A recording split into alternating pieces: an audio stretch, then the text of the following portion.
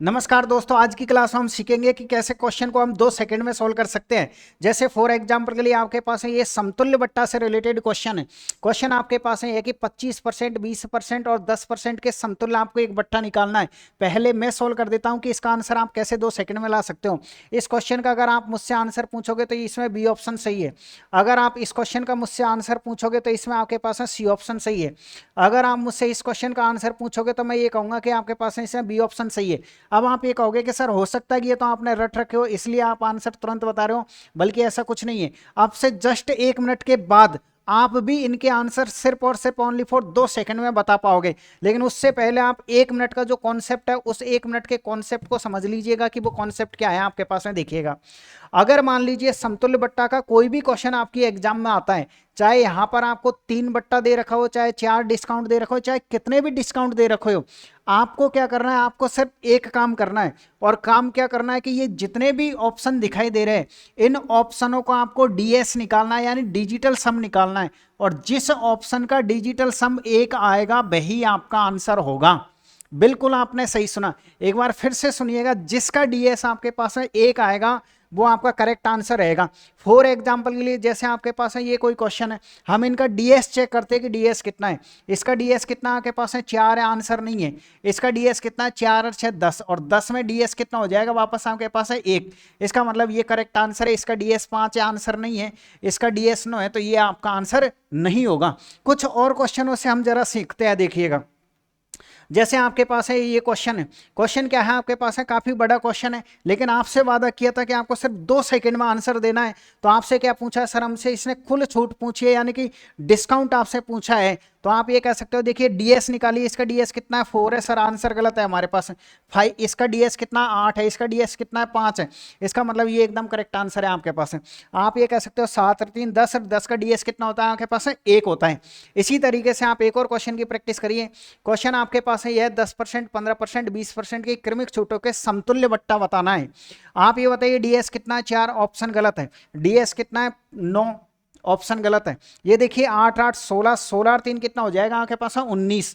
और 19 का अगर हम वापस डीएस निकालते हैं तो 9 और 1 10, और 10 का डीएस कितना हो जाएगा 1। यानी आप ये कह सकते हो बी ऑप्शन एकदम करेक्ट आंसर है। इसी तरीके से आप एक और क्वेश्चन की प्रैक्टिस करिएगा। जैसे आपके पास है ये कोई क्वेश्चन है, क्या पूछा कि 10% की 2 क्रमिक छूट है, तो आपको बताना है कि इनके समतुल्य डिस्काउंट कितना होगा।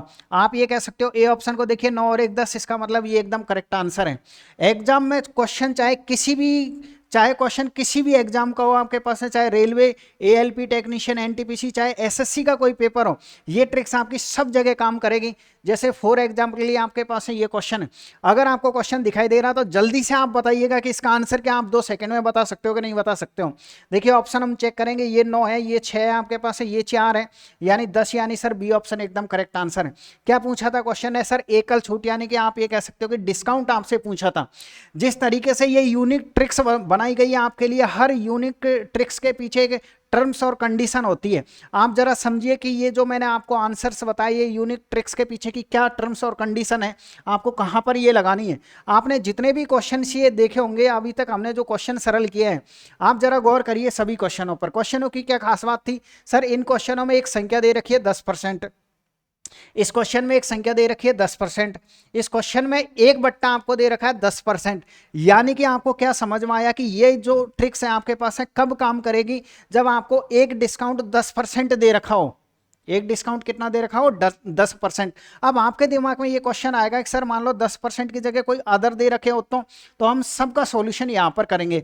लेकिन पहले इस 10% की आप कहानी समझ लीजिए। 10% के साथ आप चाहे तो घर पे खुद से क्वेश्चन बना सकते हो। 10% के साथ आप 5% ले लीजिएगा, 7% ले लीजिएगा, 8% ले लीजिएगा, और फिर आप इसे सरल करिएगा। जब फाइनल आपका आंसर आएगा तो आप देखोगे कि इसका डीएस भी आपको 1 ही मिलेगा। अपने हिसाब से कितनी भी संख्या ले लीजिए, लेकिन कंडीशन ये है कि 1% आपको 10 लेना है। 1% क्या लेना है आपको 10 लेना है, इस बात को ध्यान रखिएगा। तो एग्जाम में अगर आपके पास है इस पैटर्न का कोई क्वेश्चन आता है तो आपको सिर्फ ओनली फॉर 2 सेकंड में आंसर बताना है। ट्रिक्स आपको कैसी लगी? अगर आपको क्लास ये अच्छी लगी हो तो लाइक करें, शेयर करें, सब्सक्राइब करें, और ज़्यादा से ज़्यादा कमेंट्स करें आप कमेंट्स बॉक्स में कि क्लास आपको कैसी लगी। अगर क्लास आपको अच्छी लगी हो तो आप कमेंट्स बॉक्स में मुझे ज़रूर बताइएगा, ताकि अगली जो क्लास है वो जल्दी आ सके। अगली जो क्लास आएगी आपके पास में वो ये क्लास आएगी कि 10% के अलावा अगर कोई दूसरा बट्टा हुआ तो आप कैसे उसका आंसर सिर्फ ओनली फॉर 2 सेकंड में बता सकते हो।